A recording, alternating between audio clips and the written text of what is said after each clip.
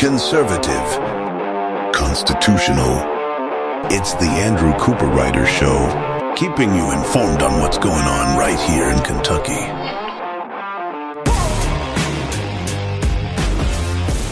And welcome, everybody, to another amazing day here on the Andrew Cooperrider Show. Hopefully, you're surviving the cold Mageddon, the snow Mageddon that we're going through here in central Kentucky. I know Iowa had their Iowa caucuses, and I don't normally talk about national politics, but I think there's something worth bringing into our conversation about something going on with a so-called politician here in Kentucky. You see, it doesn't really matter who you support for president individually to what I'm saying here. What matters most is that you do not support Nikki Haley. Why? Because Nikki Haley is absolutely awful and does not represent the base of Republican voters. That's quite obvious when you look at her performance overall. She is quite clearly the quote-unquote anti-Trump, anti-everything Trump's about, and yet you can see how she's performing. But I bring that up because the other day, I don't only listen to conservative talk shows. I don't only listen to conservative news. No, I actually listen to a myriad of different sources. And I was listening to, it was the first time I had ever almost called into a radio station because it was a supposed centrist group that was saying, why isn't Nikki Haley, this was their question, they wanted people to call in on, why isn't Nikki Haley getting more traction because she's Trump without the baggage? That was their assertion. They believed that Nikki Haley was Trump without the baggage because clearly these people are completely out of touch with who Republicans and conservatives really are and paying attention to it. Because the most important thing to understand, the reason why people, maybe you support, well, Vivek has dropped out or Ron DeSantis or Trump, one thing they all have in common, at least in their rhetoric, is that they realize the feeling of the nation. That is something Nikki Haley just doesn't get. She's tries to middle the road every single social issue there is while adopting a typical war hawk neocon standpoint when it comes with never-ending wars. We have an immigration problem. We have a spending problem here in Kentucky, and it not just Kentucky, in the country.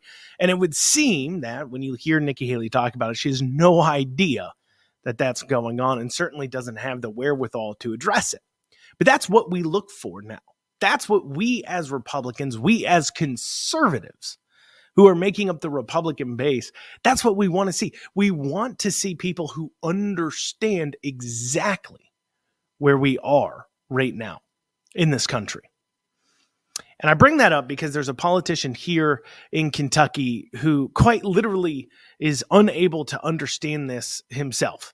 And I'm, of course, talking about Michael Adams. Now, we know Michael Adams is going to be trying to make a run for governor here soon. He's certainly making a lot of posturing on it. But recently, Senator Schickel filed Senate Bill 61. I've talked about it before on the show. You may remember it. And what it's doing is seeking to eliminate the 3 days of no excuse early in-person absentee voting, a mouthful made up because early voting is unconstitutional. Now, perhaps you're somebody who supports early voting, and if that's the case, then great, good for you. That's not what this is as much about. But it is important to note that that is, based upon the Constitution, unconstitutional. Like I said, I did a show about this. I dug into it before. We don't really need to keep going down the road. So Michael Adams, though, and this is my point, as far as being completely out of touch with the Republican base and why that spells defeat for people in the primary, and you hope to see Michael Adams go down in a huge defeat when he tries to make that run for governor here in 4 years. Because let me show you what he tweeted out. He tweeted out on Martin Luther King Day, a picture of course, Martin Luther King, saying the last thing we should do as we celebrate Dr. Martin Luther King Jr.'s day is to retreat on the voting rights he fought so hard for. That's why I'm working against Senate Bill 61, which would cut access to the polls by 75%. I have no idea. Cut access, I guess. Okay, so this is his math here, okay? So I just really realized as I was reading through that, cut access to the polls by 75%. It objectively wouldn't, okay? So what he's talking about is he is equating the no excuse absentee early in-person voting to be the same as election day, which is the entire problem. So he's saying you have 4 days to vote in person and show up and vote. So by cutting those 3 days away, you're reducing it by 75%, though completely ignoring the fact that, one, if you're looking at access to the polls, technically that is no excuse absentee voting. That isn't on election day.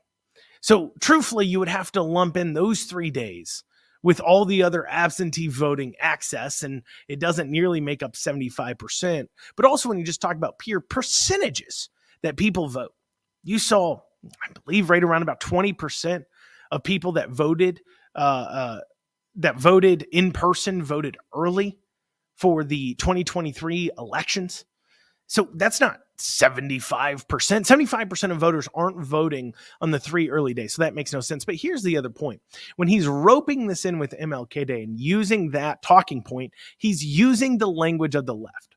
And this is something we have got to stop doing as Republicans, as conservatives. This is something we've got to demand. You see it at the national level all the time. You see Nancy Mace. She went on this tirade where it's, oh, you go girl, whatever, where she started talking about white privilege and as a woman, like, cut out the identity politics. Stop talking about it and stop running with their talking points. You know, Nikki Haley, the minute Nikki Haley ruled out her campaign, she rolled it out. I knew I would never support her. Why? Because her entire campaign video throughout several times, she mentions the fact that she's a woman. And personally, that kind of identity politics malarkey is the opposite of what I want from conservatives that I'm going to vote for. That's not what I want to see. That's not what you should want to see either. But here we see Michael Adams playing the exact same thing.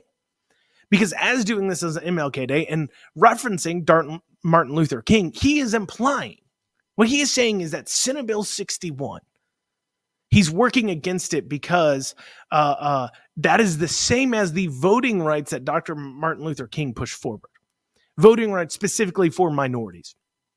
And Michael Adams has said in this tweet is that he believes Senate Bill 61 is racist, making some weird connection that somehow being against early in-person voting means you're racist. Like I said, that could be something you're for. That's fine. That's your opinion. I don't really have, honestly, I don't have a strong necessarily opinion on early voting and what have you. As a candidate, I have some opinions, right? Don't like it because it extends that election time and it goes into spending access and things like that strategy.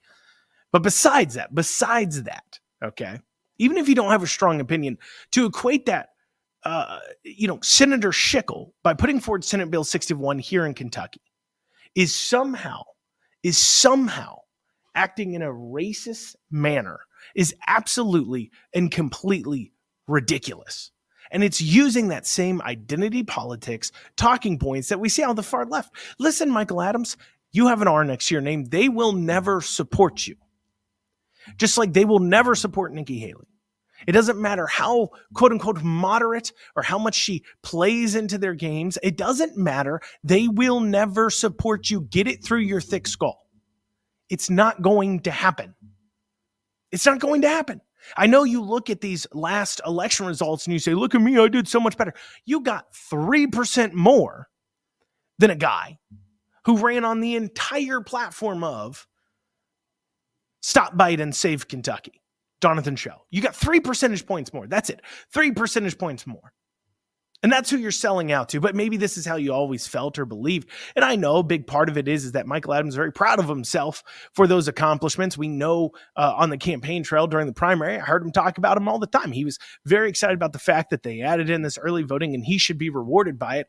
And by Republicans saying this is a bad thing, it now makes him look bad, something he doesn't want as he's trying to make that run for governor. Well, coming up after this, we're going to take a look at some of the economic incentives that some of the giveaways our states did over the past year and see if we can find any rhyme or reason. I'll give you a hint. There's not. But we'll have more after this short break. You're listening to the Andrew Cooperrider Show. If you want to reach out to the show, feel free to email info@theandrewshow.com. Once again, that is info@theandrewshow.com.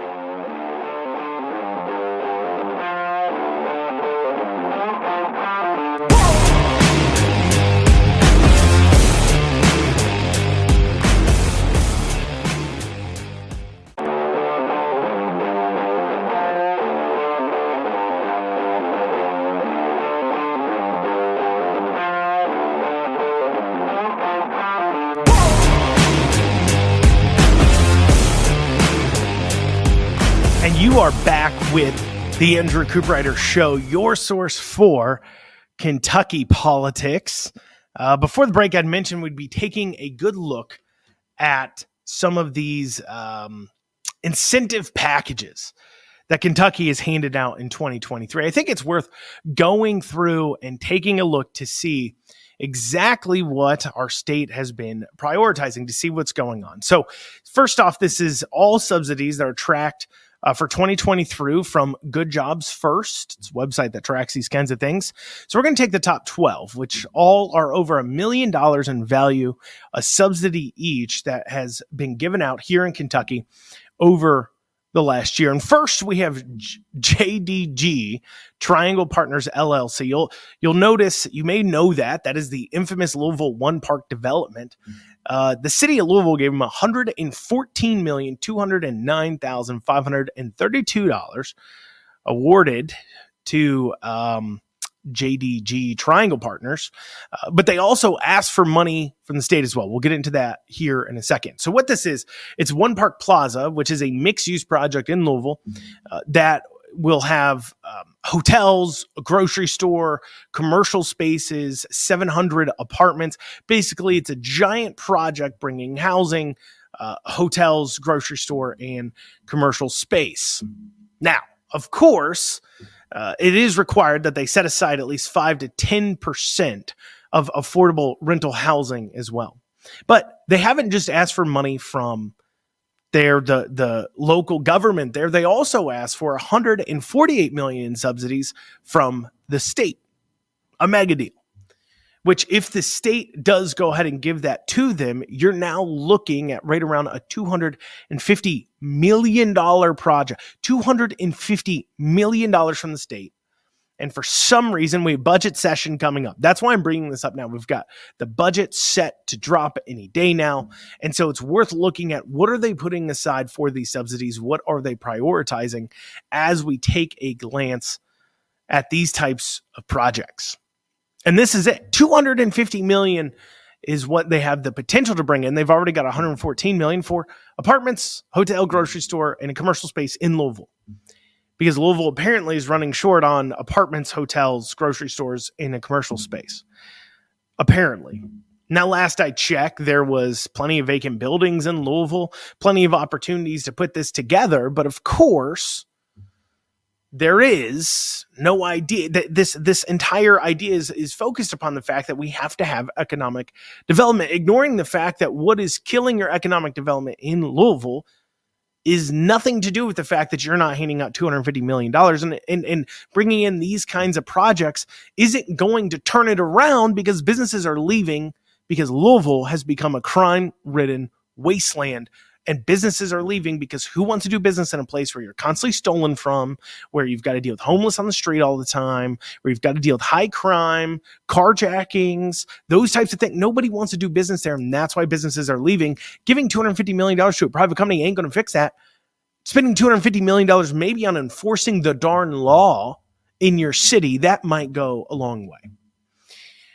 Next, we have Continental Mixers, Greenberg LLC, getting $8.5 million to bring in 100 jobs into Todd County, a county with a current unemployment rate of just 3.6%, or about 175 total unemployed people, which currently has more job openings than people looking for jobs. But at a cost of $85K per job, the expected average pay is $29 an hour, right around about $60K a year. So we've given them now a year and a half worth of payroll for free. You say, Andrew, that's a tax subsidy, though. They wouldn't have it without the business there. To which I say, au contraire. See, a lot of these are done as far as employment tax rebates, saying, hey, you go ahead, you employ these people, you put this in place, we'll give you a tax rebate on the people you hired. Now, if you actually had large amounts of unemployment in an area, you'd say, look, that is not money we would have brought in anyways, because we have no employers.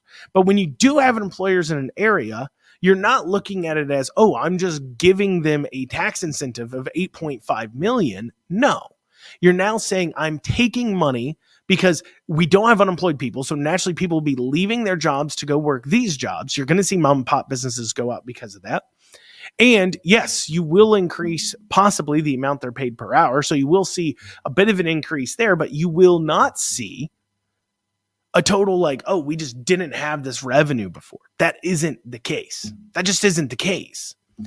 But of course, that doesn't stop the state from calling these things investments. Next, we have Denso Air Systems Michigan Incorporated, clearly not a Kentucky company, has a $4 million in subsidy. But I tell you what, they're getting a raw deal here because they're bringing in 141 jobs compared to the 100 jobs of Continental Mixer. 50% more jobs almost. But yet they only got half the subsidy, less than half the subsidy. What a cruel world we live in. But maybe it's because they're only paying $19 an hour on average. Maybe that's why they didn't get such a sizable subsidy such as Continental Mixers. But I got word for you. Shell Tech, which is going to Jefferson County, Louisville, obviously an area known for its lack of economic development as it struggles with its massive 3.4% unemployment and double the job openings of people looking for work. However, really, Shell Tech is just getting the shaft here. Yes, you may be saying, wow, it'd be great. I would love to get $3.5 million, which is what they're getting in a tax subsidy as a private employer. But really, you're looking at this as your cup's empty and you're looking at the cup next to you. You need to pay attention to the fact that their cup compared to the cup next to them, much lower, comparatively speaking, because they're getting $3.5 million, but they're bringing in 350 jobs at $31 an hour. Kind of doesn't make sense here, right? How's this measuring out? But we continue. Neogen got $3 million for going to Rowan County, less still per job than Continental Mixers got. Neogen, that was who got $3 million. Lumi Sustainable Materials got $3 million for going to Taylor County, Kentucky. 29th Street Property Management is getting $2.5 million for bringing a $153 million project to Marion County, supposedly. So they're either building an apartment complex that's $153 million in Lebanon, Kentucky. I mean, are you trying to put the entire town in there? Or is this somehow involved with the distillery being built by Pernod Ricard in Marion, Kentucky? But Ricard has already gotten a subsidy. So why is this additional company then getting a subsidy? I mean, isn't the entire argument that we give these business subsidies because they then bring in auxiliary businesses that then we can generate more revenues on? Green River Distilling Company, $2.5 million for a project in Carroll County. Highlands Diversified Services Incorporated, getting $1.5 million in Russell County. Trader Joe's grocery store is getting $1.4 million to build a grocery store in Jefferson County. Now, this isn't the distribution center that's in Franklin, Kentucky, because, well, this is in, of course, Jefferson County. And the company and what the company has said they're projected to spend on this isn't even close to what a giant distribution center would be. So clearly, this is just a grocery store for Louisville, which is odd. Because clearly, the reason why they'd be throwing out these subsidies is because they claim in Louisville there are things called food deserts, which I don't know exactly what that means. Because, I used to own a restaurant in Wilmore, Kentucky. In Wilmore, Kentucky, if the IGA there goes out of business, is a lot more of a quote-unquote food desert. It's about a 20-minute drive there, maybe 15-minute drive there, 20 to 15-minute drive to the closest Kroger down on Harrodsburg Road, when compared to the IGA, which is right there in the center of town. Now, a lot of people still travel to the Kroger, but that's besides the point. The point is that is pseudo a food desert, certainly for people who are elderly, because also they don't have a public transportation system that runs them to the Kroger. But in Louisville, there is a public transportation system that runs you to the Kroger.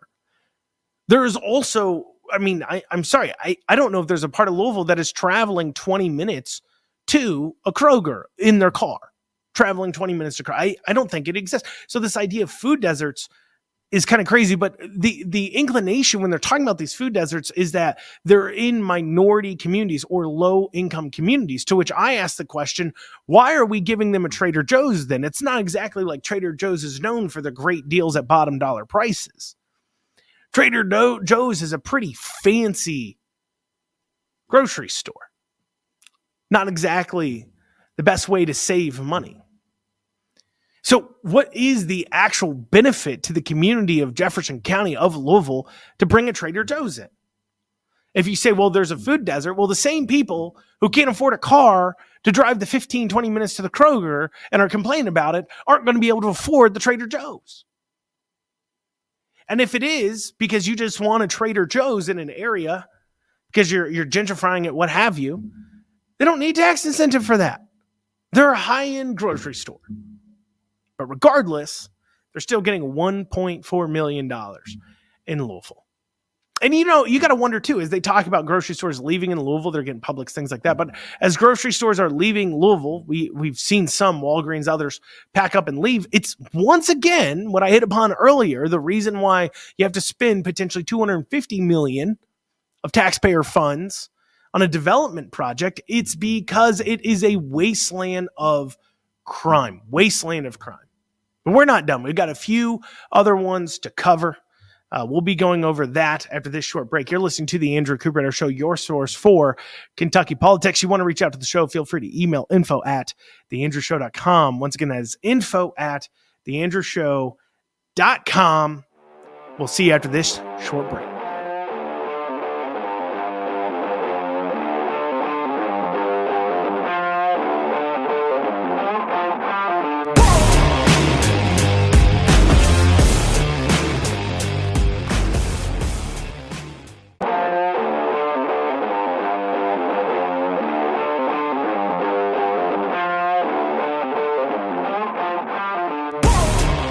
And you are back with the Andrew Cooperrider Show, your source for Kentucky politics. Before the break, we were going over the subsidies that the state of Kentucky, as well as local governments, have handed out over the last year. The top 12, all of them over $1 million.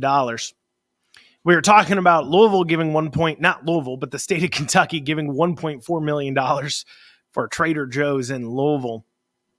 Next, we got Lakeshore. That's an education supply company getting $1.2 billion to go ahead and go to Boone County, Kentucky. I wonder, though, apparently they already have a facility in Henderson.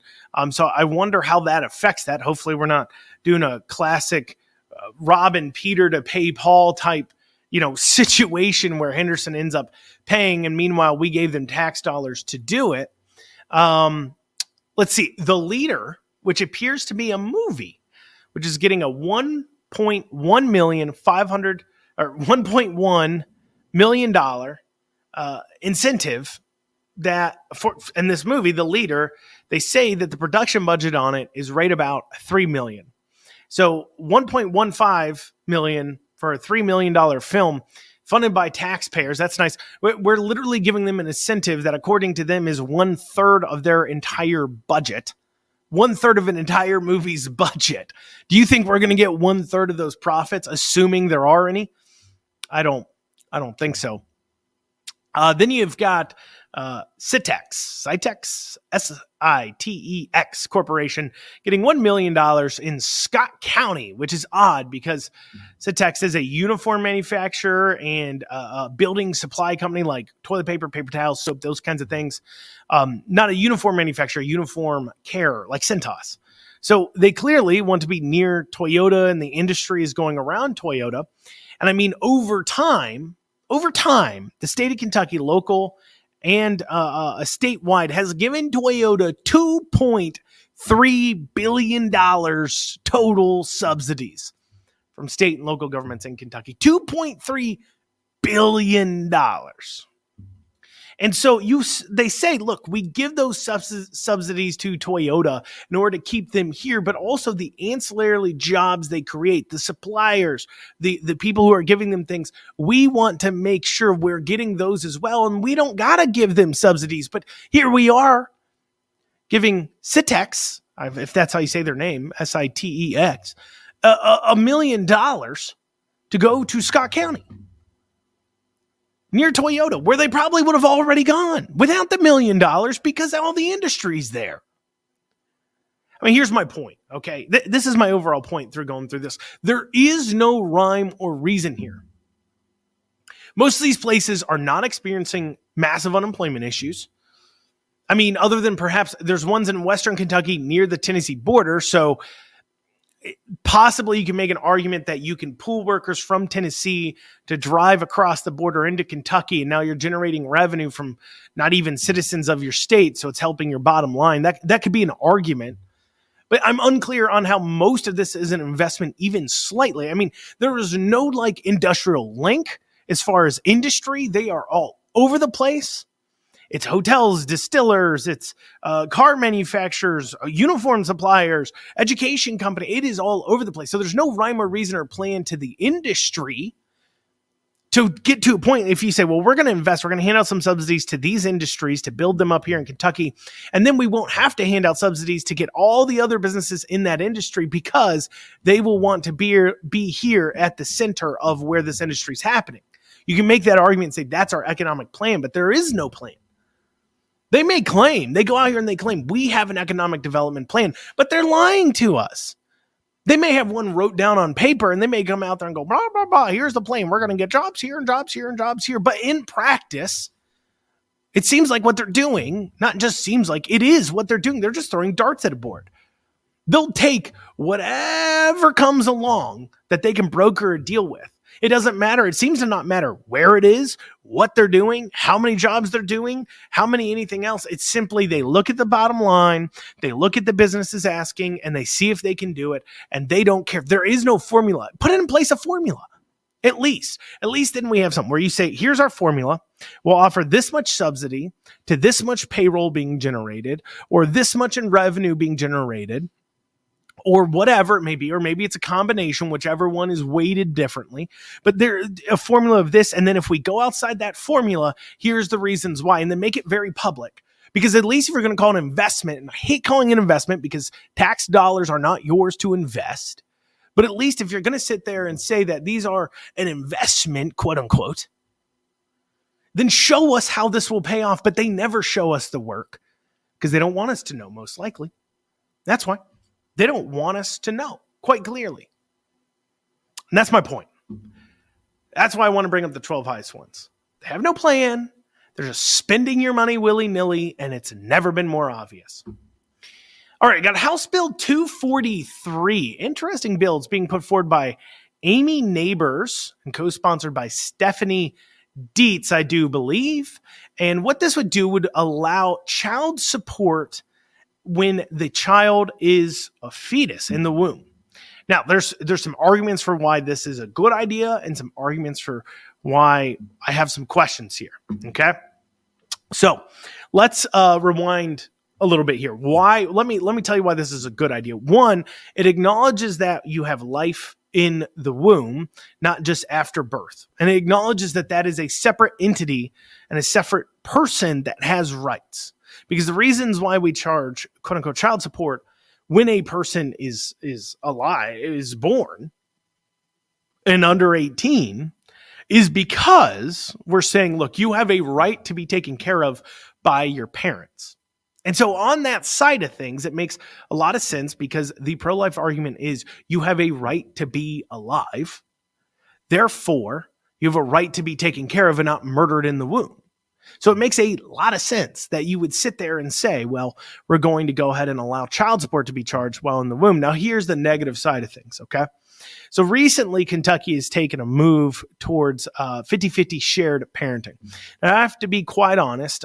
This, in my opinion, should be the go-to situation. I'm not going to pretend like every single mother and father is always going to stay together. That's just not the case. But in those situations where they break apart, the presumption should be 50-50 parenting. Why? Because we have seen what happens to kids that don't have a mother and a father who are active in their lives. Fatherless homes, especially in low-income households, have done more to continue that trend than any other factor has. A greater indicator of a person's success as an adult is whether or not they had two parents growing up.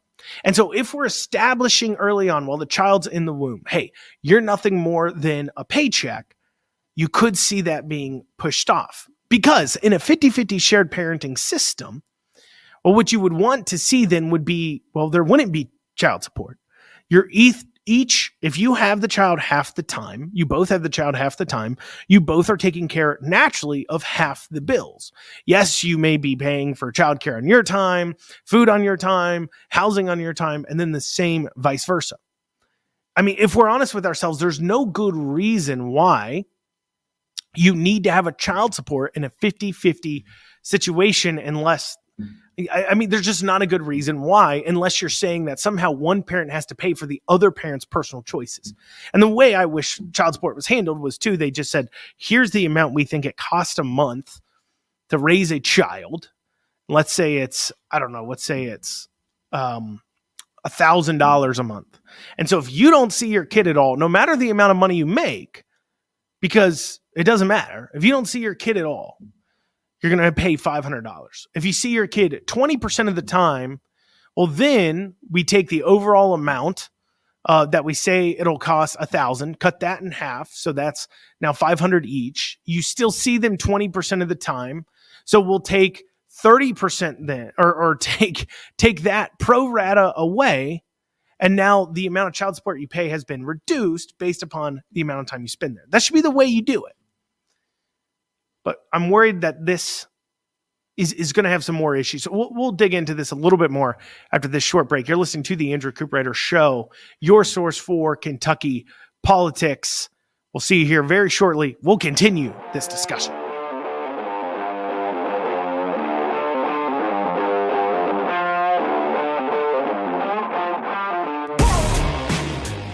Conservative, constitutional.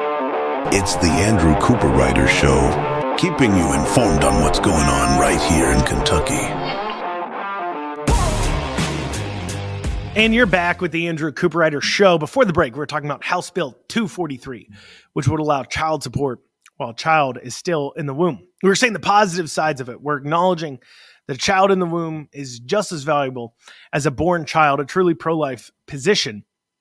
And we're acknowledging that there are expenses that exist while pregnant and that a father and mother both should be taking a role in handling those expenses. But we're also talking about the negative side of things, that when our current status here, we're talking about how fatherless homes lead to so many issues.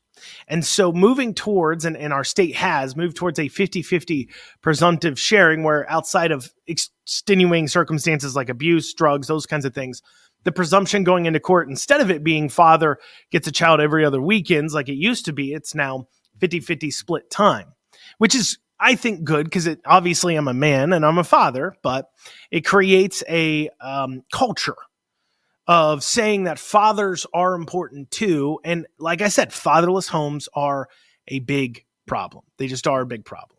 Okay. So how do you deal this though when a child is in the womb?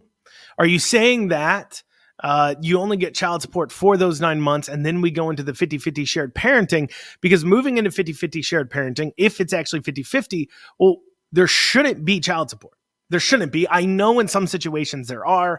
I'm very aware that there are things like if there's a huge income disparity, the one parent will have to pay the other parent child support because they make so much more, even though it's a 50-50 shared, which I understand the thought process behind it, but also understand like, why is one parent being punished because they're making different decisions with their lives than others? Right? That shouldn't be. You shouldn't be paying for the choices of somebody else that you have no control over and that you aren't in a relationship with anymore. But besides the point.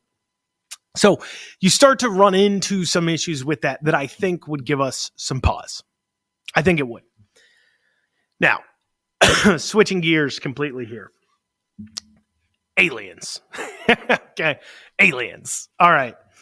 I don't care if you believe in aliens or not believe in aliens, but recently Visit Lex took it upon themselves to go ahead and make a decision for us using taxpayer funds, at least in part, I'll go over that in a second, to go ahead and, I'm just going to go ahead and play this video because they decided that they wanted to be, to take forward to encourage extraterrestrial life to visit Kentucky. Let's listen. It's about 2-minute little video. Let's take a listen here. This is the first time that we as a species have ever sent out a travel ad inviting aliens to come visit. Lexington, Kentucky just beamed the world's first interstellar travel ad into outer space. With the help of local scientists and scholars, Visit Lex created an advertising campaign designed to invite extraterrestrials to visit Lexington.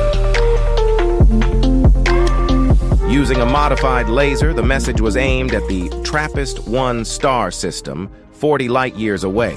We're targeting the TRAPPIST-1 system because we might actually get an answer in somebody's lifetime if there's somebody there watching. But the reason scientists have been interested in it lately is because of the large number of planets that it has and what it's considered to be the habitable zone. So there could be life there. Why not send a signal and see if they answer? The message contains a bitmap key with prime numbers, the elements of life, molecules for water, ethanol, and dopamine, plus horses and Lexington's iconic bluegrass landscape. The message also contained a collection of images representing Lexington, a selfie from the transmission event, and an audio recording from local blues legend T.D. Young. Of all of the things that we've been beaming into space, why not a positive, friendly message? I think saying, hey, we're nice and friendly people, we have horses and bourbon and dopamine, don't eat us. We have this neat hub of creativity. It's just people who get to have the freedom to think a little bit differently. It does seem as if it's this place that is very welcoming. Here's our chance to really demonstrate that we are a beautiful culture, a beautiful community, and that we want to share that with the galaxy, that we're the best place on Earth. The message was sent with FAA approval from the Kentucky Horse Park. So far, no unusual activity has been reported in the skies above Lexington, but we'll be waiting.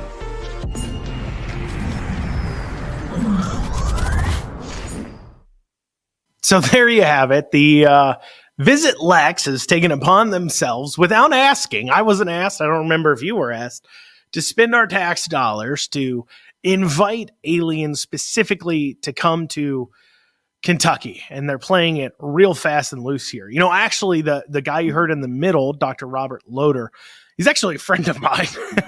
And I know him pretty well. But I'm just going to tell you, Dr. Loader, you're playing it real fast and loose here. Okay, we're making a lot of assumptions. Now, if you just want to send them a message saying, look, we're friendly, don't kill us, don't invade. Okay, so let's say you believe in aliens. Okay, let's say you do believe in aliens. All right, you're playing it fast and loose. I mean, it's you want to send a message that says, don't kill us. That's one thing. You're sending a message that says we have horses and bourbon. How do you know they aren't a hay-based life form? And they're deathly afraid of horses and decide they need to destroy our planet. You know, you're sending them about horses and bourbon, gambling and alcohol. What if they're an organization that says, look, we don't believe in gambling and we don't believe in alcohol as a whole. We've exterminated that from our world. We're hearing that apparently this whole world is filled with it over here. So we need to destroy it. And while I enjoy local jazz legends music, perhaps they don't. And you're sending this to them saying, hey, here we are. Here's what we're about. We're letting you know what we're about. Come visit us, assuming they don't come here and just kill us all. That's a rather big assumption. And I feel like we should have been asked. Here's the second thing, okay? Apparently, we just have the tax dollars for that. I don't know how much exactly was spent on this. Visit Lex is funded, though, through taxpayer incentives, through taxes, and with state and local taxes both. They get things from the state as well. And we apparently have the money to be spending it on advertising to outer space to visit. Yeah, I thought these tourism dollars were about getting a return on your investment. This is a pretty big long shot too. Because here's the other thing. You're assuming they show up with a currency that's of value to us. If they show up with some currency that to them has value, but to us has no value, well, how are we going to return our investment there compared to if we, obviously spent that money advertising to, Americans, or at least people who live on this planet that understand what the US dollar is. Well, if they show up and spend that money, well, we can actually get a return on our investment then. And that's assuming that aliens exist. If you think aliens don't exist, what a giant waste of all of our dollars. What a giant waste. Seems like a real big problem. And listen to what that one lady said. We have dopamine.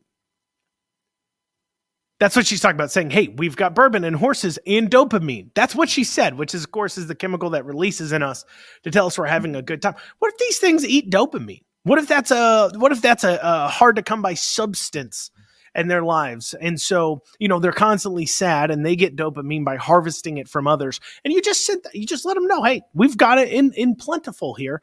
Come harvest us. I think my point's made there. Don't believe in aliens. Clearly a waste. Could have been spending it on a lot better things. I think we should all be able to agree on that. I think we should be. And that's where, going back to these incentives I talked about earlier. And like I said, this is obviously kind of a crazier situation, spending money talking to aliens, but there is no economic plan here. I think that just reinforces that our state and local governments have no plan. They're just spending our money willy-nilly. They sit there and say, look, we're going to go ahead and we're investing. We're going to invest into our futures. We're investing for economic stability. And they promise you that these are economic plans and that the geniuses are at work here coming up with where our dollars should be spent. But I think, if anything, the no rhyme or reason in the incentive packages, what's the rhyme and reason between having the tourism bureau send off a message to outer space? I'll leave you to making your own conclusions, but I think we're just led by a bunch of people who have no plan.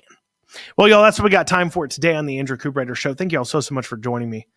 We'll see you back here tomorrow, 9 a.m. on WZXI, 1 o'clock everywhere else. Want to reach out to the show, make sure you email info@theandrewshow.com. Make sure you're sharing this with others. Have a great rest of your day.